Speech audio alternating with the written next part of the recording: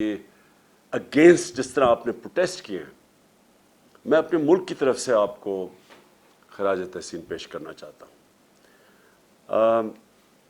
Briefly آپ کو سب کو پتہ ہوا کہ آپ تک تو پتہ چل ہی گیا ہوگا کہ ایک فیصلہ ہوا باہر کے ملک نے، امریکہ نے، وہاں فیصلہ ہوا کہ جی ان کو ایک عادت نہیں ہے پاکستان میں ایک حکومت جو کہ انڈیپینڈنٹ فیصلے کرے، جو اینٹی امریکن نہیں ہے۔ میں کبھی بھی اینٹی امریکن نہیں رہا، میں کبھی اینٹی یورپ انگلینڈ کبھی بھی کسی ملک کے ایک ملک کے خلاف تو صرف ایک بڑا کمزور اور تنگ نظر ذہنی قوم کے خلاف ہو سکتا ہے۔ قوم میں اچھے برے ہوتے ہیں، قوم کی اچھی پالیسیز ہوتی ہیں، بری پالیسیز ہوتی ہیں۔ میری ڈونلڈ ٹرمپ سے اور اس کی ایڈمنسٹریشن سے بڑے اچھے تعلقات تھے، لیکن یہ ہوا کہ بدقسمتی سے ان کو عادت پڑی ہوئی ہے پاکستان کی، امریکنز کی میں بات کر رہا ہوں، کہ وہاں وہ جو بھی پاکستان سے بات منوانی ہو حکم ہوتا تھا اور یہاں سلوٹ مارا جاتا تھا اور ان کی ہر ان کی خواہش پوری کی جاتی تھی۔ اتنی بری چیز نہ ہو، لیکن اگر ان کے حکم ماننے میں ہمارے پاکستانی قربان ہوتے ہیں، میرا ادھر ان کے ساتھ پرابلم ہے۔ میں وار آن ٹیرر کے اگینسٹ کیوں میں اس کے ایک آواز بولتا رہا، آپ کو پتہ ہے 15 سال میں اس کی مخالفت کرتا رہا، اور افغانستان میں بھی یہ کہتا گیا کہ کبھی بھی یہاں ملٹری سلوشن نہیں ہے۔ تو میں اس لیے کہہ رہا تھا کہ ہمارے ایک سربراہ نے ایک دھمکی کے اوپر پاکستان کو ان کی جنگ کے اندر شامل کر دیا، اور اس سے ہمارے لوگوں کو جو نقصان ہوا، اور آپ یورپ میں اور انگلینڈ میں مجھے پورا پتہ ہے کہ کیونکہ میرا آنا جانا اوورسیز پاکستانی کے ساتھ اور انٹریکشن بہت زیادہ رہا ہے۔ پہلے کرکٹ کی وجہ سے اوورسیز پاکستانی اس کو میں بہتر جانتا تھا، کیونکہ جدھر میں میچ کھیلتا تھا ہمارے پاکستانی آتے تھے، ضرور اپنی ٹیم کو بیک کرتے تھے۔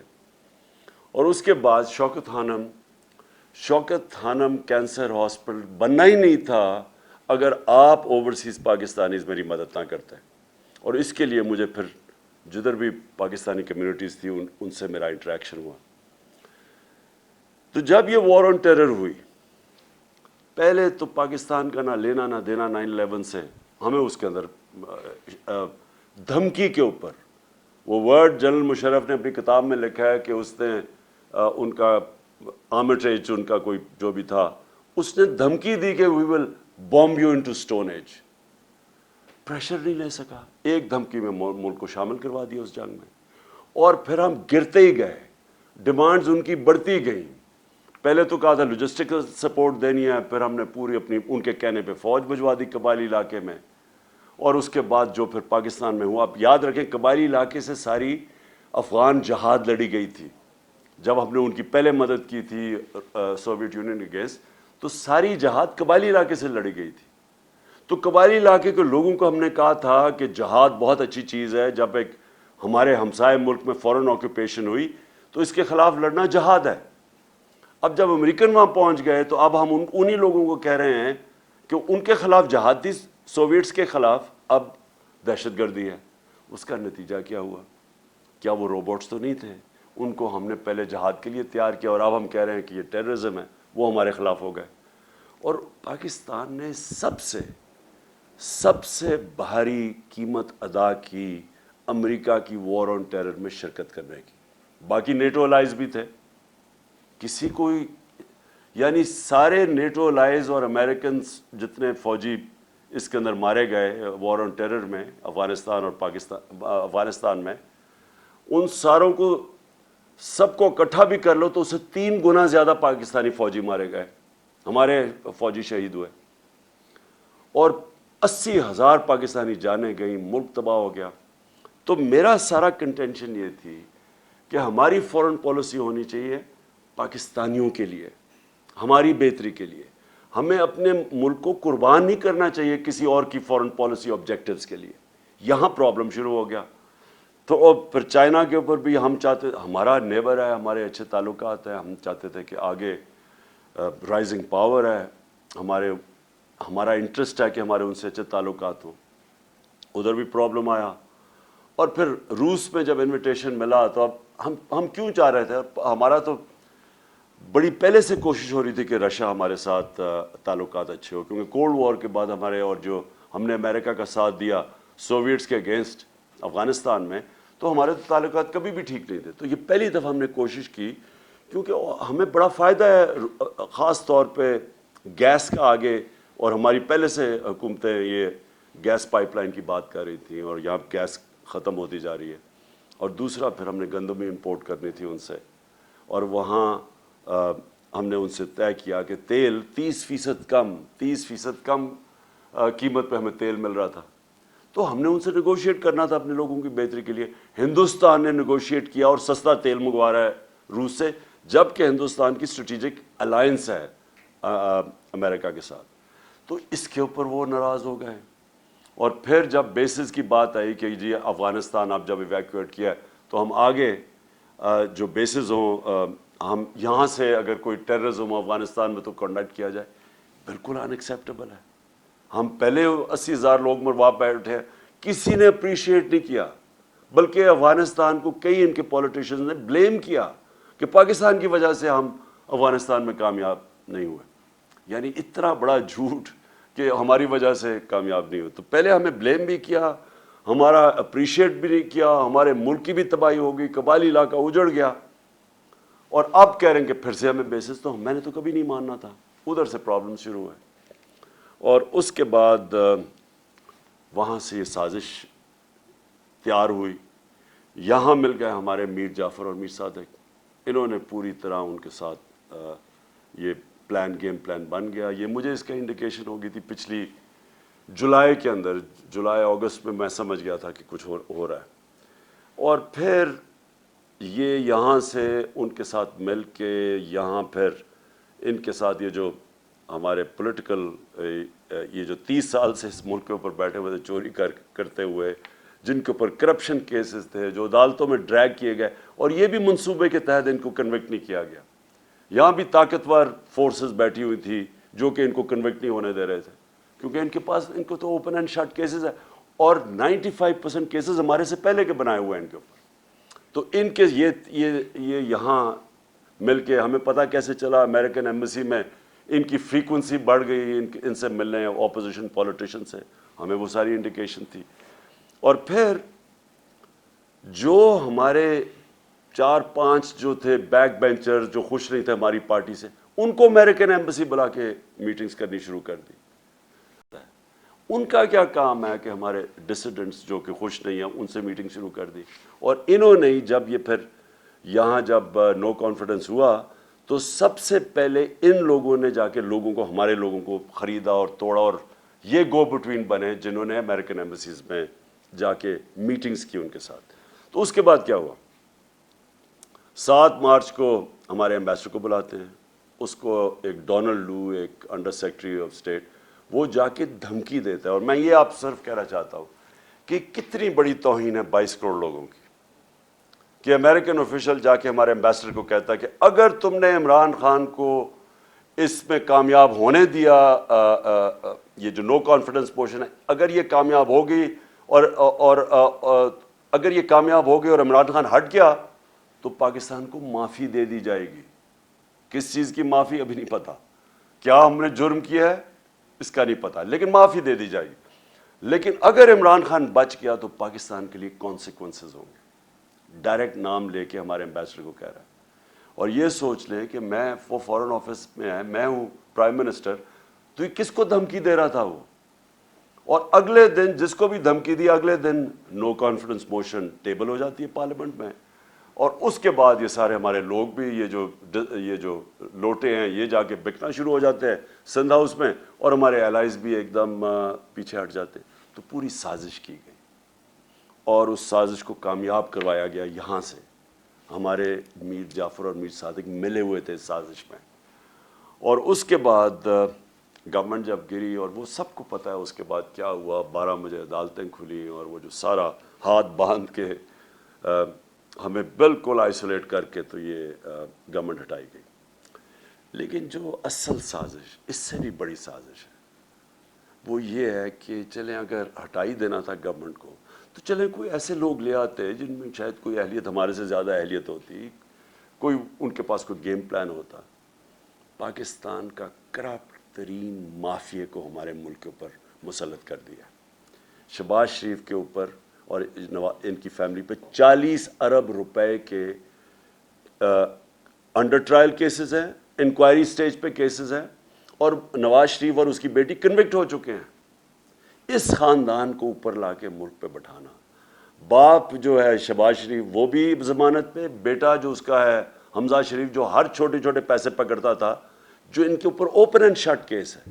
16 ارب کا جو ایف آئی اے کا کیس ہے وہ اتنا سیدھا کیس ہے کہ نوکروں کے نام پہ پیسے لیے انہوں نے اور اس کے بعد فیملی ممبرز پہ ڈسٹریبیوٹ ہو گئے.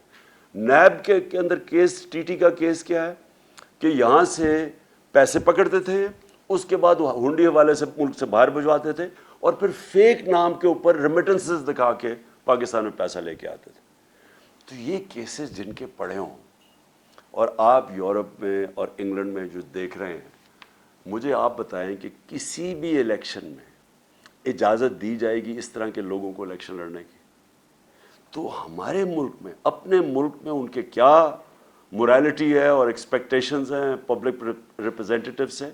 ہمارے ملک میں پرائم منسٹر مسلط کر دیا ایک کرپٹ ترین آدمی, اور اس کے ساتھ سارا ایک کرپٹ ترین ٹولہ جو انٹیریئر منسٹر ہے. امیجن کرو جس کے نیچے انٹیریئر منسٹری ہے, ان کا اپنا وزیر نون لیگ کا کہتا ہے اس نے 18 قتل کیے ہوئے ہیں.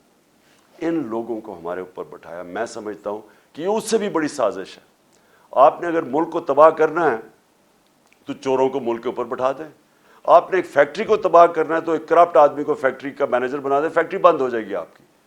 تو ملک جس کے 22 کروڑ کا ملک, اس کے اوپر ان لوگوں کو بٹھانا, میں سمجھتا ہوں کہ یہ صرف یہی نہیں کہ ہمارے خلاف سازش ہے ملک کی فیوچر کے لیے, بٹ یہ توہین بھی ہے ہماری. اور اس لیے مجھے بڑی خوشی ہوئی کہ جس طرح آپ سب نے نکل کے پروٹیسٹ کیا اور بتایا یہ ان ایکسیپٹیبل ہے. میں اس لیے آپ کو خاص طور پہ آج خراج تحسین پیش کرتا ہوں. میں اوورسیز پاکستانیز کو اس لیے ویلیو کرتا ہوں کیونکہ میں اتنی دیر اوورسیز پاکستانی رہا ہوں. میں اپنے 18-20 سال کرکٹ کھیلتا تھا تو باہر ہی ہوتا تھا پاکستان کے, اور میری انٹریکشن, اور میں اپنے ایک یعنی میں پاکستانی بھی تھا اور اوورسیز پاکستانی بھی تھا. دیکھیں جو اوورسیز پاکستانی ہیں نا, ان کے اندر 2 بڑی امپورٹنٹ کوالٹیز ہیں. ایک اسپیشلی یورپ اور انگلینڈ کے اندر آپ نے ڈیموکریٹک سسٹمز کو فنکشن ہوتے دیکھا, آپ نے اداروں کو چلتے دیکھا. آپ سب سے زیادہ سمجھتے ہیں کہ جو پاکستان میں ہوا ہے اس سے زیادہ ظلم کسی قوم سے نہیں ہو سکتا کہ پہلے سازش کر کے ایک الیکٹڈ گورنمنٹ گراؤ, اور اچھا وہ گورنمنٹ گراؤ جس نے پاکستان جب سنبھالا تھا تو بینکرپٹ تھا. سب سے بڑا بیرونی خسارہ تھا پاکستان کا, جس کو کرنٹ اکاؤنٹ ڈیفیسٹ کہتے ہیں. کبھی پاکستان کی تاریخ میں اتنا بڑا بیرونی خسارہ نہیں ملا تھا. اور اس ملک کو جو بینکرپٹ ملک تھا, جدھر ہمارے پاس ڈالرز ہی نہیں تھے, اور یعنی میرے لیے اتنا وہ شرمندگی کا وقت تھا کہ مجھے جا کے باہر کے ملکوں سے پیسے مانگنے پڑے کیونکہ ہم بالکل بینکرپٹ تھے. ہاتھ پھیلانے پڑے اور شرم آتی تھی کہ لوگوں سے ہم پیسے مانگ رہے ہیں, کیونکہ ہمارے پاس تو ریزروز ہی ختم ہو گیا تھا. ہمارے پاس تو 2 ہفتے کی امپورٹس کے لیے پیسہ ہی نہیں تھا, ہم ڈیفالٹ کرتے جا رہے تھے. تو وہ ملک ہمیں جب ملا, اور مجھے بڑا فخر ہے کہ اس کے باوجود کہ ہمارے دوسرے سال پہ کرونا نے ہٹ کیا پاکستان کو, کرونا وائرس نے, اور آپ کو سب کو پتہ ہے انگلینڈ میں یورپ میں کیا اس کا امپیکٹ پڑا ہے. آپ یہ سمجھیں کہ یہ ہمیں باتیں کرتے ہیں اہلیت کی, کہ پاکستان وہ ملک تھا جس دنیا میں ریکگنائز ہوتا ہے کہ سب سے بہترین طریقے سے ہم نے کرونا کو مینیج کیا. ہم نے اپنی اکانومی بچائی, اپنے غریب لوگ بچائے, اور پھر لوگوں کو کرونا سے بچایا. آپ یہ سوچیں کہ ہمارے ٹوٹل 31,000 لوگ بدقسمتی سے جو کرونا کے اندر گئے. ہندوستان میں جو لیٹسٹ ان کی اب جو فگرز ریوائز فگرز آ رہی ہیں, 50 لاکھ سے اوپر لوگ ان کے مرے. 50 لاکھ سے اوپر, 50 لاکھ سے کوئی یعنی 55 لاکھ تک ان کے لوگ مرے, جو لیٹسٹ فگرز ابھی آ رہی ہیں. اسی دور, اور ان کی اکانومی 7% گرو کر رہی تھی, -7 پہ چلی گئی. ہماری اکانومی تھی 0.2% پہ, اور ہم نے جس طرح کرونا ہینڈل کیا. ہماری تیسرے سال میں 5.6% گروتھ ریٹ تھی جو آئی ایم ایف نے لے کے آئے.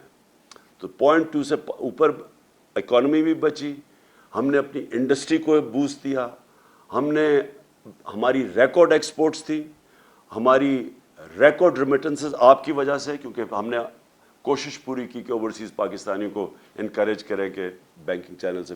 31 ارب ڈالر کی پاکستان میں ریمیٹنسز آئیں جو ریکارڈ ہے. ہمارا جو ڈیجیٹل روشن ڈیجیٹل پاکستان تھا, اس سے آپ نے اس کے ذریعے اٹریکٹ کیا ہم نے پیسے. ہماری ٹیکس کلیکشن پاکستان کی تاریخ کی ریکارڈ تھی. ہماری جو 5 فصلیں تھیں اور خاص طور پر جو 4 بڑی فصلیں, اس میں پاکستان کی تاریخ میں ریکارڈ پروڈکشن ہوئی, سب سے زیادہ پیداوار ہوئی, کیونکہ ہم نے کسانوں کی مدد کی, ان کو ٹھیک ٹائم میں پیسے دیے, ان کو صحیح قیمت لگائی اپنی فصلوں کی. کبھی اتنا پیسہ ہمارے کسانوں کے پاس نہیں کیا جو 60% پاکستان ہے. اور ہماری جو کارپوریٹ پروفٹس تھے وہ ریکارڈ ہوئے. یعنی ملک کو تب انہوں نے ہماری گورنمنٹ گرائی جب اصل میں ملک سارا آئی ایم ایف کہہ رہا ہے سسٹینیبل گروتھ کے اوپر چلا گیا تھا. یہ بھی سازش تھی. ان کو خطرہ تھا کہ اگر اور جس طرح ہمارے سارے پلانز آگے جا رہے تھے, فیوچر لانگ ٹرم پلاننگ, ان کو ڈر یہ تھا کہ اب اس کے بعد سارے مشکل وقت سے تو ہم نکل چکے تھے, تب انہوں نے گورنمنٹ گرائی. اب میں آپ کو جو سازش کا بریف طریقہ بتاؤں کہ یہ جب باہر سے سازش کرتے ہیں یہ کرتے کیا. جو پرائم منسٹر مصدق تھے 1950 کی دہائی میں, 54 میں جب تھے وہ ایران میں, تو اب تو سی آئی کے پیپرز ڈی کلاسیفائی ہو گئے نا, تو آپ وہ پورا پڑھ لیں کہ اس کو کیسے گرایا گیا تھا MI5 نے اور MI6 نے اور سی آئی نے. طریقہ کیا تھا اور اس کا کیا مسئلہ تھا کہ وہ چاہتا تھا کہ ایران کے تیل سے ایرانیوں کو فائدہ ہو. وہ ان کی جو برطانیہ کے امریکنوں کی کمپنیاں تھیں وہ زیادہ پیسے وہ لے کے جا رہی تھی, وہ چاہتا تھا ایران کو فائدہ ہو. اس کی وجہ سے انہوں نے اس کی گورنمنٹ گرائی. اور کیسے گرائی؟ سب سے پہلے میڈیا پہ پیسہ خرچ کیا, اس کو برا بھلا اس کے خلاف کیمپین کی گئی. میں آج پوچھتا ہوں میڈیا سے, اپنے میڈیا سے, ذرا آپ بھی پوچھا کریں کہ کدھر گئی مہنگائی. اب تو مہنگائی ہمارے دور سے اب تو ریکارڈ مہنگائی پہنچ گئی ہے. بجلی کی قیمتیں بڑھا دی ہیں انہوں نے, گھی ریکارڈ قیمت پہ, ہر چیز کی قیمت بڑھ گئی ہے. اب کیوں نہیں مائک پکڑ کے لوگوں کے پاس جا رہے جی کہ بتائیں جی کیا حالات ہیں اپنے؟ اب کیوں نہیں پوچھتے؟ ہمارے تھوڑا سا اتنا سا قیمت بڑھتی تھی, جا کے مائک پکڑ کے لوگوں سے کہتے تھے جی دیکھیں گورنمنٹ نے تباہ کر دیا, کدھر ہے نیا پاکستان. پیسہ چلاتا ہے اس کے اوپر, یہ پیسہ چلایا تھا ہماری گورنمنٹ کو ڈیگریڈ کرنے کے لیے, اور بالکل یہ مصدق سے انہوں نے کیا. پھر انہوں نے پیسہ چلایا اس کی اپنی پولیٹیکل پارٹی کے پولیٹیشنز پہ, جو ہمارے پہ پیسہ پہ, یہ سندھ ہاؤس میں جو نیلام گھر بنا ہوا تھا, پیسہ چلا تھا ان کے اوپر. پھر انہوں نے ڈیمونسٹریشنز کروائیں جو اپوزیشن پارٹیز تھی. یہ سارا جب مصدق کو گرایا تھا, آخر میں جب مداخلت ہونے سے پہلے یہ سب کچھ کیا تھا. انہوں نے بھی لانگ مارچ, کبھی فضل الرحمان آ رہا ہے لانگ مارچ, کبھی وہ بلاول آ رہا ہے سندھ سے لے کر لوگوں کو, وہ ساری فیل ہو گئی کیونکہ لوگ ان کے ساتھ ہی نہیں تھے. آخر میں انہوں نے ہمارے پاس یہ جو کیا. اور میں جو آپ سے اوورسیز پاکستانیز آپ سے جو میں نے امید لگائی ہوئی ہے وہ یہ کہ آپ نے اپنے پولیٹیشنز کو, کیونکہ اگر کسی کو بھی وہاں انہوں نے پتہ نہیں چلنے چاہیے پاکستان کی جو نیوز ہے, باہر نکلنے نہیں دی کہ یہ ہوا کیا پاکستان سے. وہاں باہر بتایا جی عمران خان بڑا ان پاپولر ہو گیا تھا لیکن جی اس کو گرا دیا. انہوں نے کوئی یہ نہیں بتا رہا کہ ہمارے پاس وہ جو میں نے اس کو ڈی کلاسیفائی کر کے وہ جو ڈاکیومنٹ ہے جو سائبر ہے, جو مراسلہ ہے, جو ہمارے ایمبیسڈر نے بھیجا, جو 2 دفعہ نیشنل سیکورٹی کونسل کے سامنے پریزنٹ ہوا, جس کے اندر واضح یہ ساری چیزیں ایمبیسڈر نے خود کنفرم کیا کہ کس طرح کی دھمکی دی گئی تھی, اور پتہ تھا ان کو کہ نو کانفیڈنس موشن آ رہی ہے, اور ان کو اور اس کے اوپر دھمکی دے کے اس کو کامیاب کرنا ہے. تو اب تو کلیئر ہو گیا سب کچھ. اب تو ان کو بھی ماننا پڑا کہ جناب وہ سارا کچھ اوتھینٹک ہے, لیکن باہر نہیں پتا, آپ کے یورپ میں نہیں پتا, انگلینڈ میں نہیں پتا, انہوں نے سپریس کیا ہوا ہے. وہ بھی ان کی بھی میڈیا ان کی اسٹیٹ پالیسیز کے ساتھ رہتی ہیں, اور انہوں نے کہا ہوگا کہ یہ بھی ہمارے نیشنل انٹرسٹ میں. لیکن آپ کو کم از کم یہ پوچھنا چاہیے اپنے پولیٹیشین سے, لوگوں کو لکھنا چاہیے, لیٹر لکھنا چاہیے کہ یہ جو ہوا ہے یہ کیا, یہ آپ الاؤ کریں گے اپنے ملک میں کیا ہندوستان میں آپ کریں گے؟ یہ ایک 22 کروڑ لوگوں کے ملک میں یہ جو انہوں نے کیا ہے، کم از کم آپ کو letter to the editors campaign, اب تو سوشل میڈیا کیمپین آپ کر سکتے ہیں. آپ پلیز اس کے اندر ضرور شرکت کریں، کیونکہ وہاں آپ کی آواز اثر کرتی ہے، لوگوں کو افیکٹ کرتی ہے. لوگوں کو پتہ ہے جب ایک آپ پوری کیمپین چلاتے ہیں، اور میں کہہ رہا ہوں سوشل میڈیا پہ کیمپین چلائے، لیکن آواز ضرور اپارٹ فرام پروٹیسٹ جو آپ نے کیے یہ ضرور کریں. دوسری چیز، ہم نے تو یہ ایکسیپٹ کبھی نہیں کرنا. میں نے ابھی جلسے کر رہا ہوں، لیکن میں انشاءاللہ 20 تاریخ کے بعد کال دوں گا اسلام آباد کی، اور میں یہ میری 26 سال کی پبلک ڈیلنگ کے اندر یہ میرا تجربہ ہے کہ کبھی پاکستان کی تاریخ میں اتنی بڑی پبلک نہیں نکلے گی جو انشاءاللہ اسلام آباد پہنچے گی. اور میں نے کبھی پبلک میں اتنا شعور اور بیداری نہیں دیکھی جو آج پاکستانی قوم میں ہے. میں نے کبھی پاکستانی قوم کو اتنا متحد نہیں دیکھا. صرف میں نے ایک دفعہ 1965 وار میں دیکھا تھا، میں 13-14 سال کا تھا، مجھے ابھی بھی یاد ہے کہ کس طرح ساری قوم اکٹھی ہو گئی تھی. اس کے بعد یہ پہلی دفعہ میں نے دیکھا کہ ساری قوم اکٹھی ہو گئی ہے ایک چیز کے اوپر کہ غلامی نامنظور، امپورٹڈ حکومت نامنظور. یہ ساری پاکستانی قوم میں نعرہ چل پڑا ہے. انہوں نے اتنی بے شرمی کی کہ وہاں ان کو آوازیں لگ گئیں جا کے مدینہ کے اندر، اور ہمارے اوپر کیسز کر دیے، بلاسفمی کیسز کر دیے. سوچے کہ کچھ شرم نہیں آتی کہ اس کے اوپر ہمارا یہ پہنچے ہوئے مدینہ، اور اس وقت انہوں نے ہمارے اوپر کیسز کیا اور شیخ رشید کے بھتیجے کو انہوں نے پکڑ کے جیل میں ڈال دیے.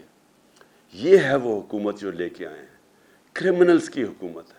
انہوں نے ساری زندگی یہ کیے، جھوٹے کیسز، مخالفین کے خلاف ڈرانا دھمکانا، اور جو نہ ڈرے اس کو خرید لاؤ، یا خریدو اور یا پھر.